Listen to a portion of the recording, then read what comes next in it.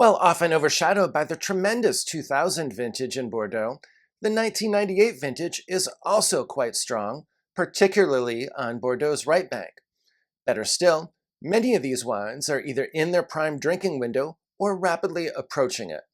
So earlier this year, our tasting group got together and tasted 4 top examples of 1998 Bordeaux, 2 of which were from the right bank and 2 of which were from the left bank. So in this video, I'm going to discuss that tasting and give you my thoughts regarding each of these wines, as well as some takeaways for wine collectors. Be sure to stick around until the end of this video, because that's where I'll be discussing my thoughts regarding purchasing 1998 Bordeaux. Before discussing each of the wines in detail, I'll briefly set out some parameters for the tasting and introduce the wines. From the left bank, we had Leoville Lascases and Mouton, which was a candidate for wine of the vintage, particularly on the left bank. From the right bank, we had Fleur-Petrus and Trotanoy. While we typically do these tastings blind, this time we did not, largely because these wines needed an extended amount of air and also varying amounts of air. So about 90 minutes in, we did a flight where we compared the 2 right bank wines, and once that was done, we did a flight with the left bank wines. After that, we did a comparison flight with the 2 winners, and finally we cast our votes for Wine of the Night. Located in Saint-Julien on Bordeaux's left bank, Leoville Lascases was classified as a second growth in the 1855 classification of Bordeaux, and is widely considered to be a super second, which means that, at least in certain strong vintages, Lascases is capable of making wines that rival the quality of that of the first growths. Many of the Lascases vineyards are located very close to Chateau, so it's very close to Pauillac and in a prime location. The 1998 Lascases is a blend that consists of 76% Cabernet Sauvignon, 15% Merlot, and 9% Cabernet Franc. This wine came in at only 12.9% alcohol by volume.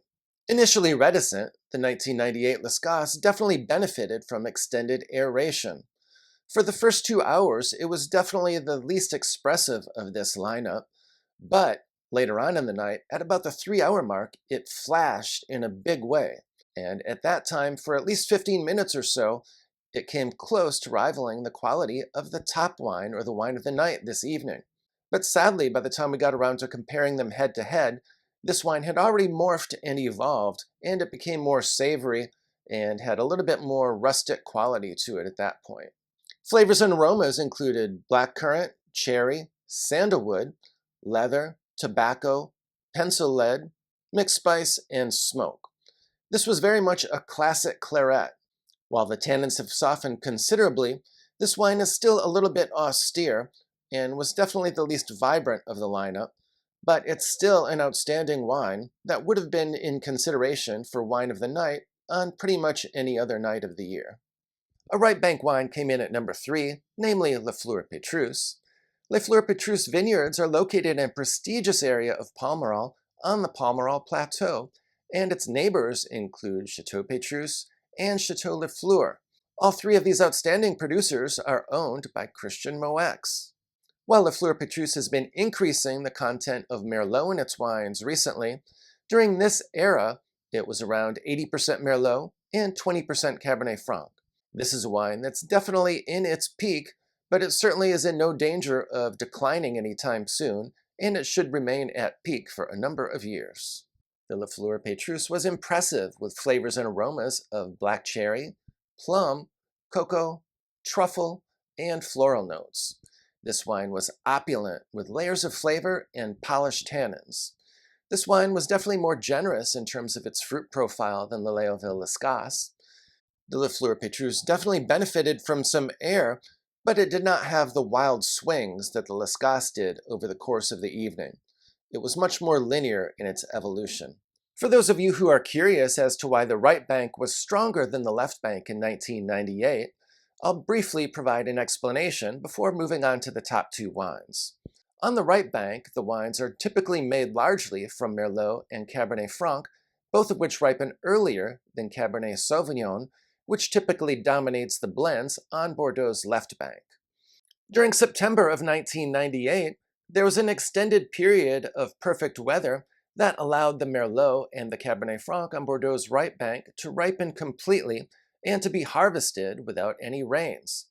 Unfortunately, the Cabernet Sauvignon on Bordeaux's left bank was not yet ripe at that point, so the producers had to leave the Cabernet Sauvignon on the vines for a little bit longer, and then there was another extended period of rain that fell thereafter. So that made it a little bit more challenging for the left bank producers in 1998. Located in Pauillac on Bordeaux's left bank, Mouton Rothschild is a first growth in the 1855 classification of Bordeaux, but this wasn't always the case.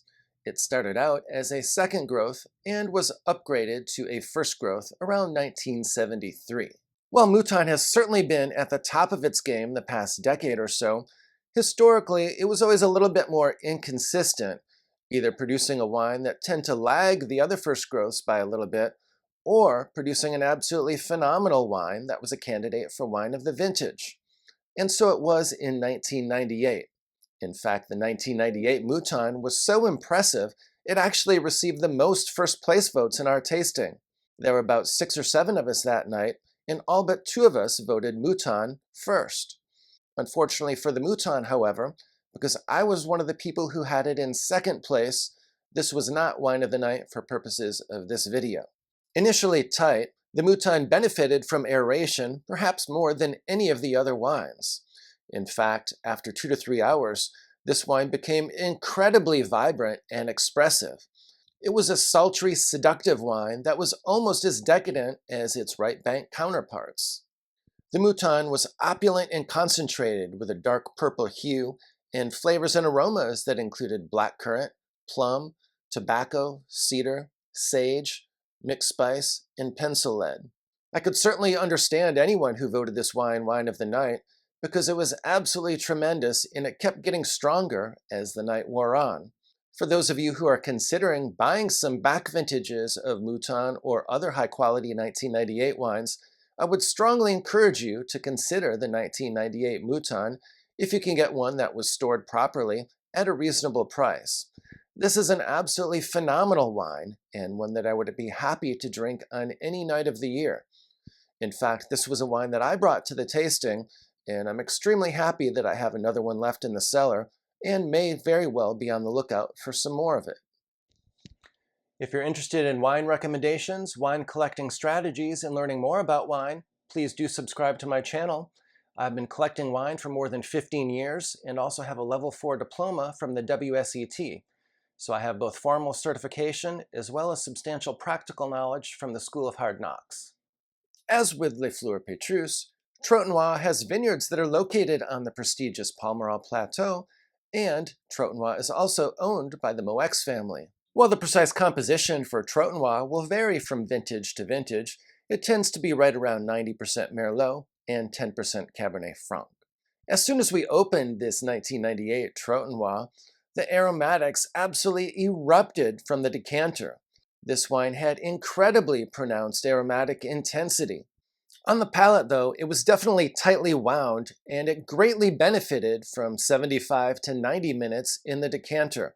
In fact, we anticipated that we'd be able to start the tasting about an hour after we put the right bank wines in the decanter, but we ended up postponing it until the 90-minute mark, largely to accommodate this Trotanoy. In fact, of all the wines in this lineup, I would say that the Trotanoy is the most youthful and one that, as impressive as it was, may not even be at its peak yet. This 1998 Trotanoy was absolute decadence in a glass. While this wine is powerful and intensely concentrated, it's also silky, opulent, and refined, with a long, lingering finish. Flavors and aromas included blackberry, blackcurrant, cherry, plum, truffle, dark chocolate, graphite, and hints of cedar. While the Mouton and the Trotanoy were separated by the slimmest of margins, for me, I gave the slight edge to the Trotanoy because the finish was a little bit longer for the Trotanoy than the Mouton, and everything else was pretty much too close to call.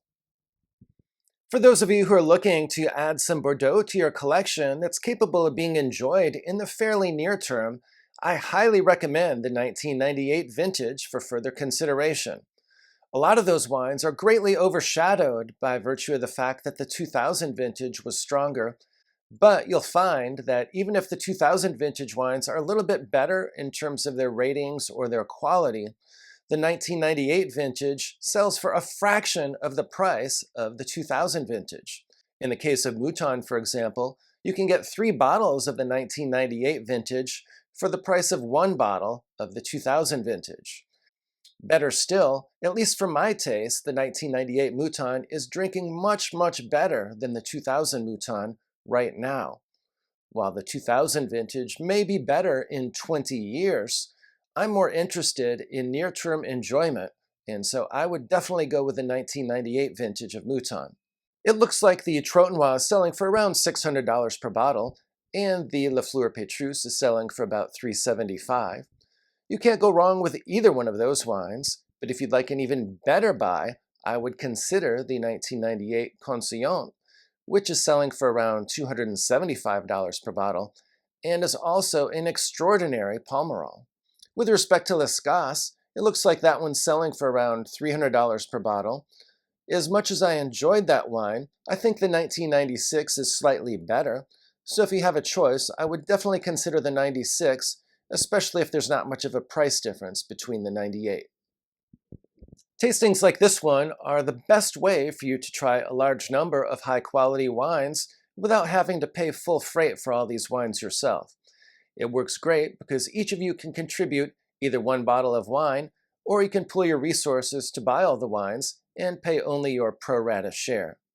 My tasting group typically meets at least 2 to 3 times a year to do a tasting like this one, and I've done videos on a number of them, including videos on a 12 vintage vertical of Du Cru Beaucaillou, a tasting where we did all of the first growth Bordeaux from the outstanding 1990 vintage, and more. If you're interested in watching some of those other videos, please check out this playlist that's linked above.